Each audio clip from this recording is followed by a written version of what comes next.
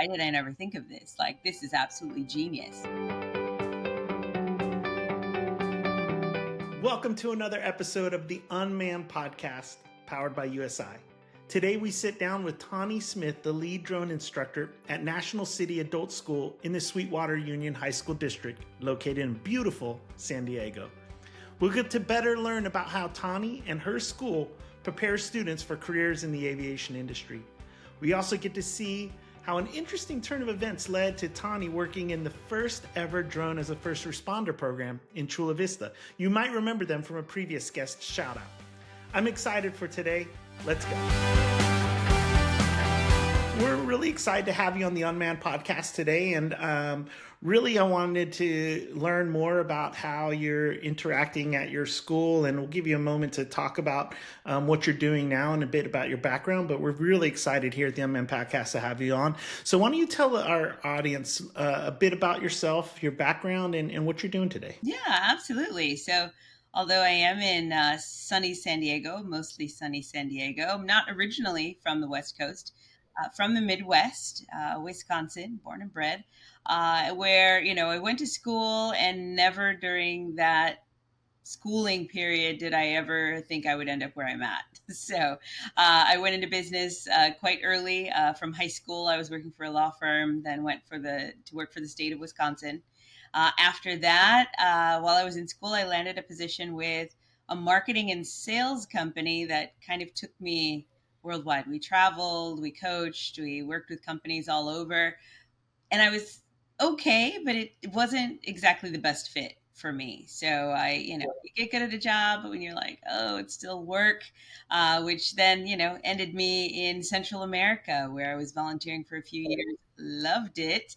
And then I came to California. So where was one of the favorite places you've been? Because I traveled a lot in my time with the military. What about you? Where do you love? Oh man, that's a tough question. I feel like every place has something unique to offer. I definitely wander, so I like local experience, local food. I was in Costa Rica for a long time, but then when I went to Panama, I was there about a year and a half and absolutely loved it. So in my mind, I was like, oh, this is great. The weather's great. I love the heat. Some of the most beautiful beaches there in Bocas del Toro. It was amazing, but yeah, that sounds awesome. I've not visited Central America or South America yet. And most of my time was in Europe and things like that. And I had a great time. I love it over there. So that's an interesting journey that you had. And it ends up with you, leading, teaching and developing some of these folks into the drone world, workforce development, upskilling. And that's an interesting transition. So tell us about how you moved into the drone space, and specifically what made you say, hey, I need to get my 107 in 2019 or 18, like super early. You were such an early adopter. That's interesting. How did that happen? From the outside looking in, it definitely seems to be a super disconnected journey. But for myself, the experience was interesting because I feel like I built on my strengths from early on in my professional career. And I always, no matter the job or the company, I always found myself in a position of training or coordination. When we were hosting events, we were doing recruiting and training and refining of process. And I feel like I really developed an addiction to finding solutions to things. I loved when we could find a new way to make an old process work. So, fast forward, I end up in California. I'm working for an investment and real estate firm, but on the operations side, and I went in with high hopes, like, okay, we're going to get this operation, working well. They had been in the red for a while, just based on, legacy processes in place. And we made some changes, and it was great. So when we got to the point that we were trying to refine some of the details of who we were doing business with, maintenance and our inspectors became an issue. Every home inspector that we would send out to a property, I'd walk the property and find twice as many issues that they did. No. I knew what we were looking for, right? So I thought, well, I'm just going to start my own business, right? At this point, I had worked really hard for everyone else. I'm like, I'm going to get my home inspector certification. So started studying for that. Got to the chapter where they're talking about, carry a 17-foot ladder to inspect the roofs, or you could use a drone. They kind of threw it in as a side note, and I paused my information. I was like, wait a minute, what? Right? And so I pushed aside my coursework and did a deep dive, looked in the internet, and I'm like, why did I never think of this? Like, this is absolutely genius. Using a drone as a tool was a new idea to me. Although it was early adoption, obviously the technology being used for other applications had been around for a while. So I actually suspended my work on studying for my home inspection certification and switched gears and went and studied for my 107. Then I also took a course for drone mapping and surveying and was absolutely fascinated by the possibilities of everything that could be done using this technology that I knew the majority of people hadn't even considered. Even I today, and I've been in the drone industry for over a decade and in aviation for 30 years. Yes, I'm aging myself.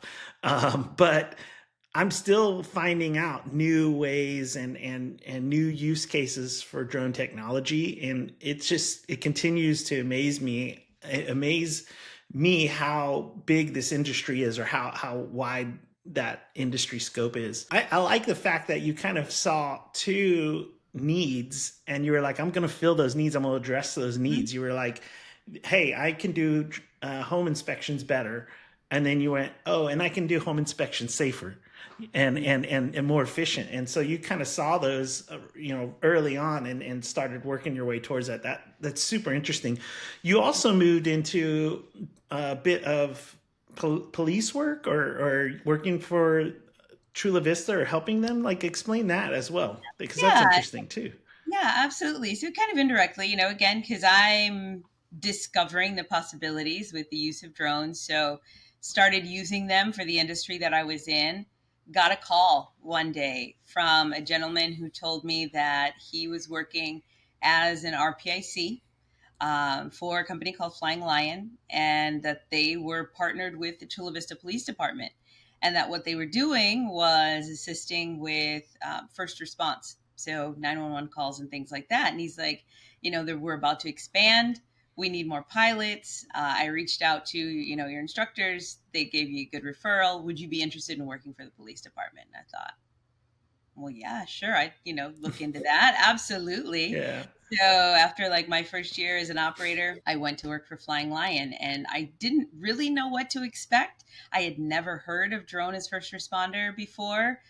Chula Vista was the originator. They coined the term. They, had the biggest and largest and most well-known program for a long time. But I was also there early on. So first day, was an interesting learning experience. But I appreciated the call. And one of the things that the gentleman that called, he said, he's like, I have a daughter. She's in LA County. She's an our pick. And, we don't have any female pilots yet. And that needs to change. So myself and another woman, we began working as our picks there. Super cool opportunity. I was blown away by the way the technology was improving situational awareness, but then Yep. also the safety and the efficiency of what the department was doing. So I never went to police academy. I'm not a sworn officer, but it was a great mesh of technology and those of us that were trained on troubleshooting and operating the technology to help the department reach its safety objectives. We had a previous guest on who actually brought up Chula Vista as an example of how to do it right, and to hear that it was kind of an early entry into this drone as a first responder. And you kind of spoke about founding or coining the term.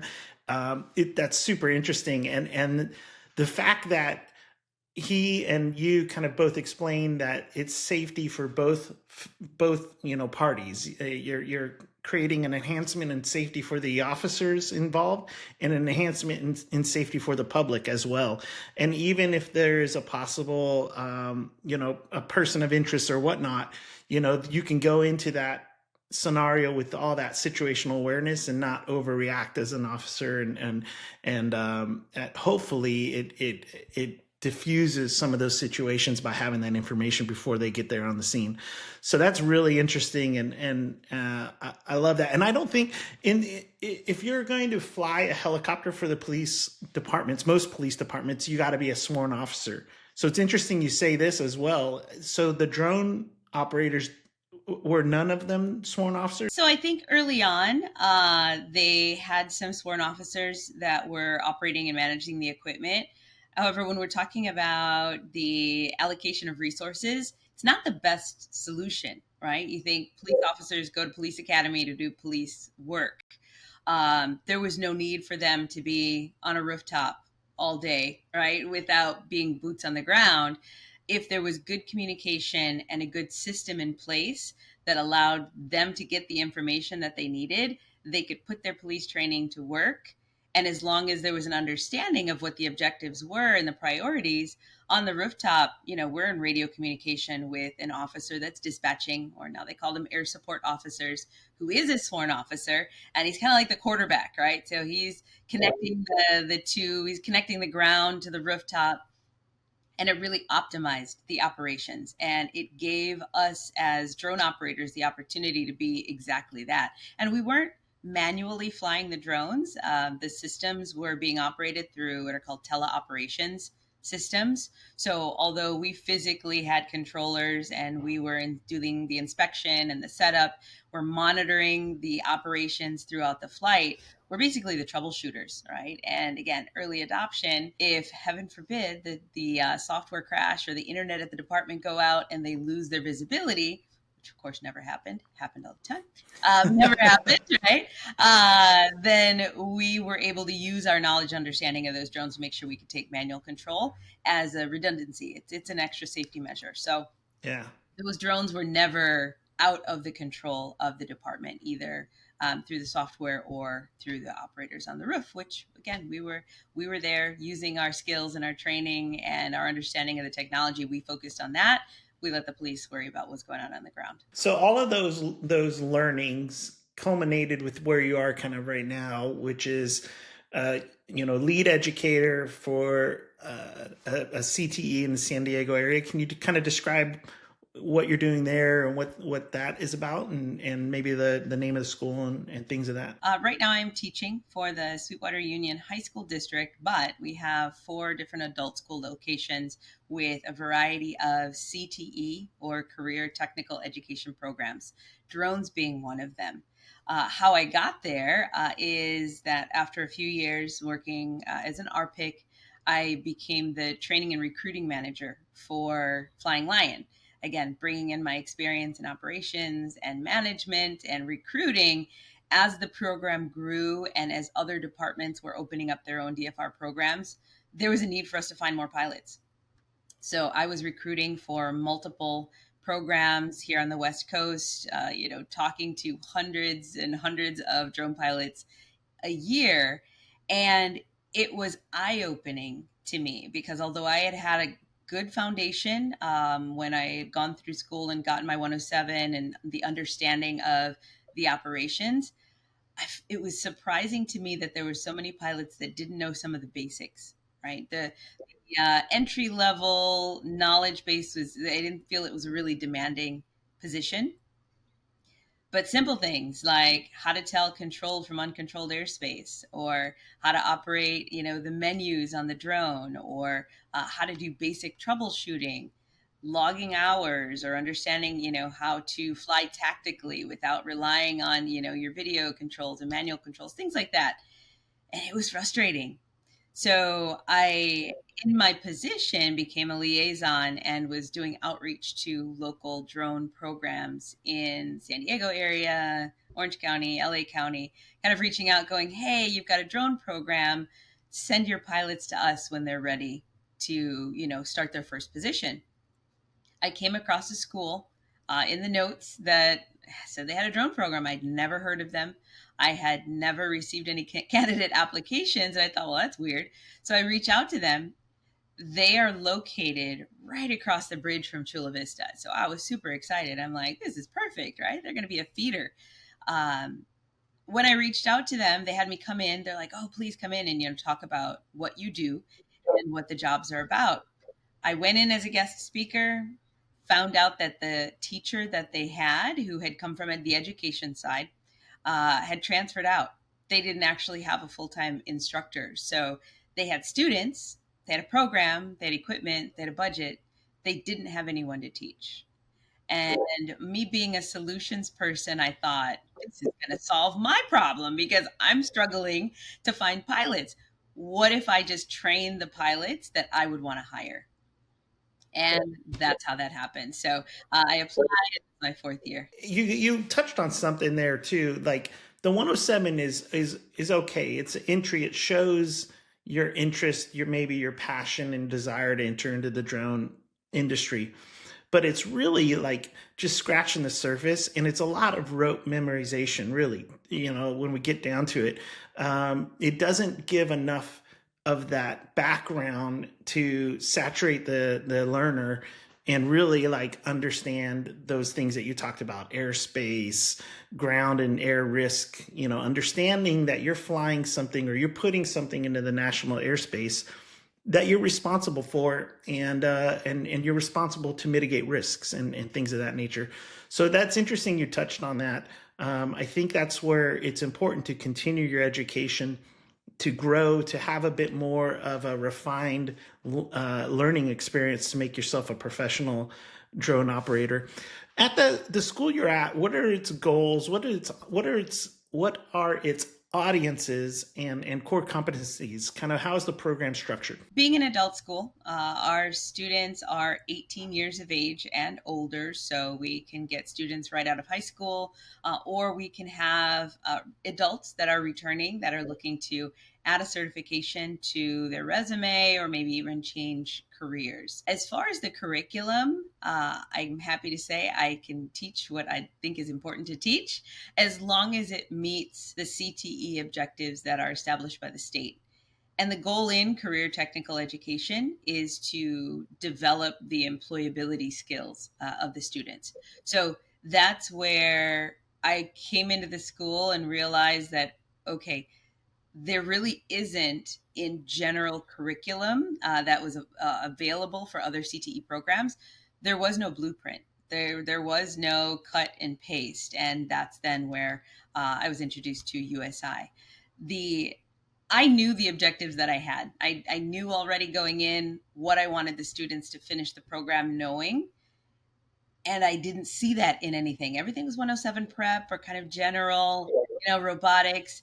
And then I was able to preview the information in the USI curriculum, and I was really happy to see how in depth it was on the technical aspects of UAS operations.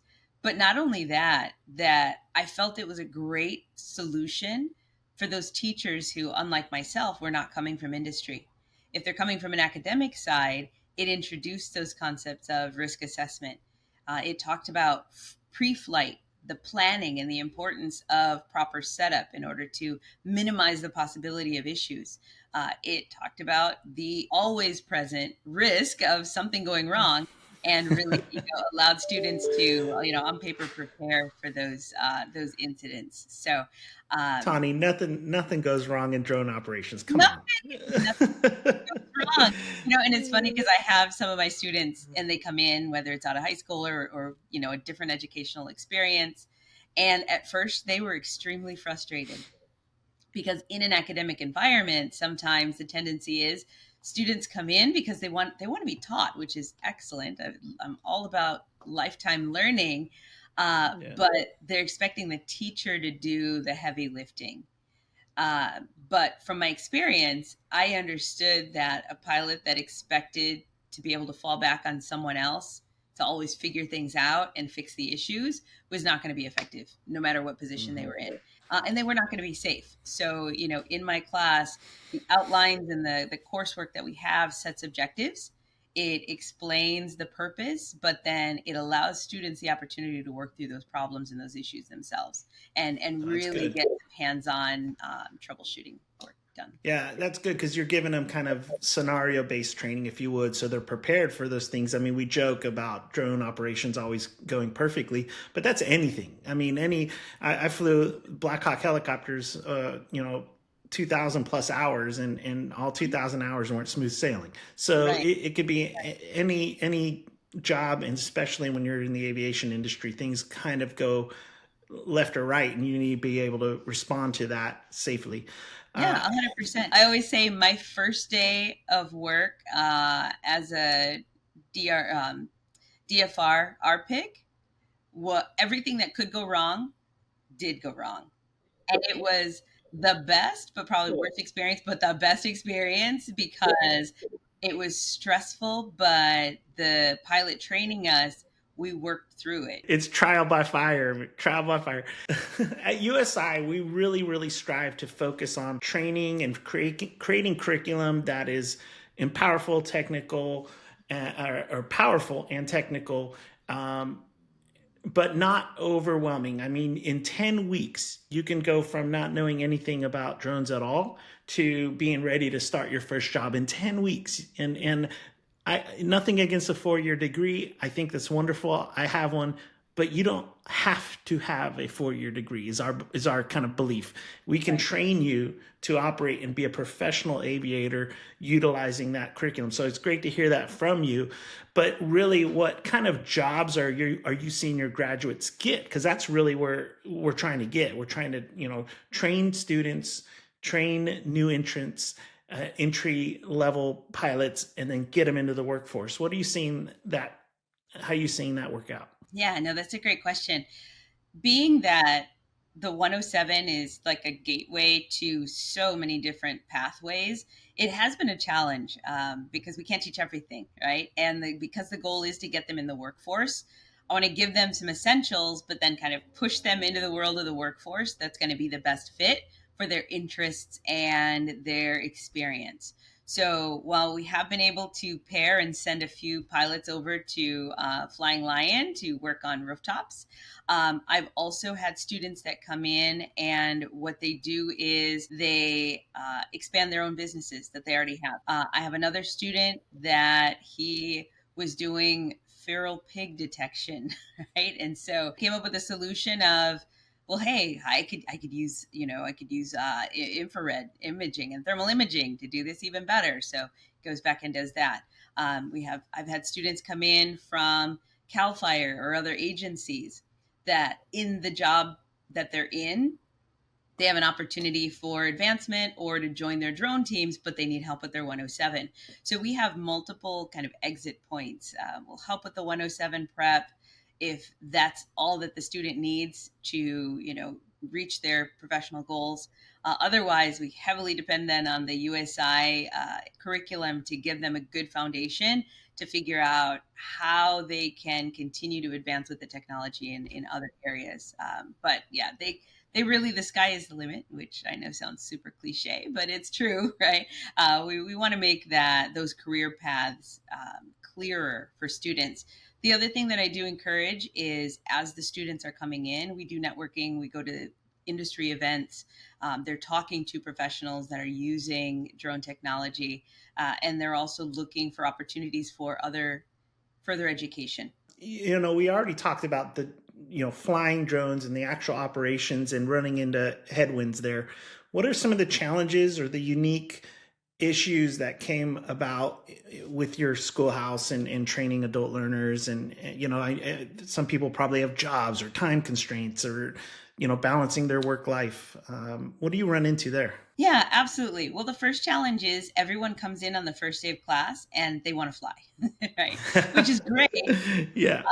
However, as we know, 107 is step one. It's a challenge for us to help students understand the importance of the regulatory framework when it's something that's so unfamiliar to the public in general. Once we get past that hurdle and students are like, great, okay, I got my 107.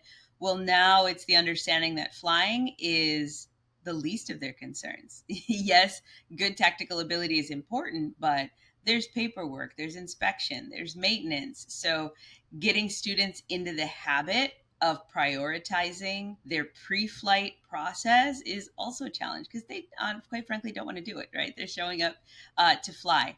We did make adjustments in our schedule so that we could better support our students that were already in the workforce. Realistically, if you got a full-time job, family, other responsibilities, 4 days a week to come in for technical training was not realistic. It wasn't sustainable. So we did make an adjustment there. And the other thing that we do is that once we have them enrolled in the USI curriculum, that's self-paced. So students are completing that coursework on their own time with the flexibility that they have available in their schedule. They're just given some milestones, to make sure that they're progressing through the information. And then when we come in, we do an in-class review. It's incorporated into our lectures to make sure that they have an opportunity to ask their questions. So it's worked really well so far. You have to be flexible in order to meet the needs of the learner, not just from the perspective of making sure they retain the information, but making sure that they're not, thinking about other things or external influences. They're able to focus on their learning time in order to leave as a quality aviator. Hey, Tonie, it's been great chatting with you. Last question I have, and maybe for our listeners, is what are you seeing in the current trends right now with maybe either technology or workforce? What are you seeing, and what should our listeners look out for over the next year or two and focus on? Well, I think looking forward, right, obviously everyone is really focused on 108, all right? Also, changes in the available technology here in the United States, which is obviously a concern. It can have a major impact on the opportunities that even are available for our students that are just getting into the use of drones. So in that sense, I think we have, as educators, a great opportunity as well, because we want to grow students that have a good opportunity to transition. And you can transition if you have transferable skills. So, we're focusing on those soft skills. We're focusing on the right mindset. We're focusing on helping our students identify resources that are going to help them stay current. Looking at even the new roles that are proposed in the 108 framework, trying to figure out, all right, so what is it that we can teach them now and opportunities that we can offer to them where when that is finalized, that they'd be able to transition into another role. So we've been looking at that a lot. The other thing that we do as a program is, everybody's concerned about DJI going away. We don't just teach on DJI. So we like to throw different platforms in our students' hands, because again, once they have the basis, they know the steps, they have the process, they have the checklist. That's something that applies no matter what kind of equipment it is that they're operating. So we try to do that and hopefully future-proof our students a bit. Well, one last thing I'd like to touch on, and thank you for your time, Tonie. It's been great listening and having this conversation. And I hope our listeners and our audience understand that there is so many opportunities for them out there. Tonie works in the adult CTE world, but there's also junior high and high school level CTE out there. We've had guests on before with the PASS Foundation as an example. And you briefly talked about how you were one of two women that were kind of early entrants. And that's important to make sure that we educate, because really, I believe that's how diversity gets more and more in the aviation world, is starting young, is really like getting folks energized and excited when they're young. And shameless plug for Women in Aviation, which we participate in as USI. And we love to see that growth happening, and to hear you briefly talk about that. That's really important to us. So thank you, Tonie, for your time. I appreciate it. If you're interested in hearing more, you can go ahead and ping us, email us at the Unmanned Podcast, and we'd be happy to plug you in with Tonie and her team to see about what they can provide for you if you're in the San Diego area. Thanks again, Tonie, and have a great day.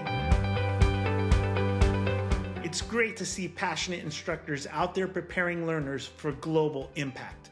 I can't wait to hear more about what she and National City Adult School will be doing in the future for our ever-growing drone industry. Thanks for watching. I hope you enjoyed this episode. Bye for now.